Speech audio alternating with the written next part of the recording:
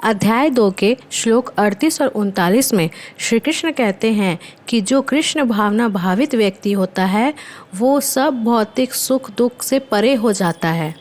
श्री कृष्ण अर्जुन से कहते हैं कि तुम सुख या दुख, हानि या लाभ, विजय या पराजय का विचार मत करो।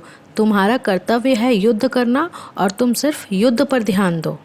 यदि अगर तुम युद्ध में अगर किसी अपने भाई को या पितामह को या अपने किसी भी संबंधी को मार भी देते हो तो तुम्हें इसका कोई पाप नहीं लगेगा। श्री कृष्ण कहते हैं कि जो भी व्यक्ति कृष्ण भावना भावित होकर काम करता है उसे सुख और दुख की चिंता करने की ज़रूरत नहीं होती, लेकिन जो इंद्रिय तृप्ति के लिए अपना काम करता है उसे अच्छे बुरे का फल प्राप्त होता है। जो कृष्ण भावना भावित व्यक्ति होते हैं वो अपना काम कृष्ण की मर्ज़ी से करते हैं और कृष्ण की खुशी से करते हैं। इसीलिए कृष्ण अर्जुन से कहते हैं कि तुम मेरी बात सुनो और मेरी मर्ज़ी से काम करो, इससे तुम्हें कोई पाप नहीं लगेगा और तुम हानि और लाभ से, दुख और सुख से सबसे मुक्त हो जाओगे। भगवद गीता में लिखा है, जिसने अन्य समस्त कार्यों को त्याग कर मुकुंद श्री कृष्ण की शरण ग्रहण कर ली वह ना तो किसी का ऋणी और ना किसी का कृतज्ञ रहता है, चाहे वो देवता हो या साधु हो या परिजन हो या मानव जाति या उसके पितर ही क्यों ना हो।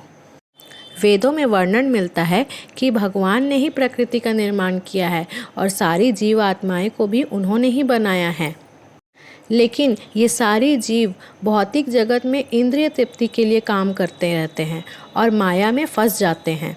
लेकिन जब ये माया से निकलकर श्री कृष्ण के चरण ग्रहण करते हैं और उनको अपने आप को समर्पित कर देते हैं तभी वो इस मोह माया से दूर हो पाते हैं और असली सत्य जान पाते हैं। गीता में लिखा है कि मनुष्य अनेक जन्म लेता है और हर जन्म में वो खाली अपने मन की शांति और इंद्रिय की सुख के लिए काम करते रहता है और इसी को मोह माया कहते हैं और वो इसी में फंस जाता है। लेकिन जब वो अनेक जन्म ले करके भगवान कृष्ण यानी वासुदेव की शरण में जाता है उसी जन्म में उसे परम सत्य की खोज जो होती है वो पूरी हो जाती है।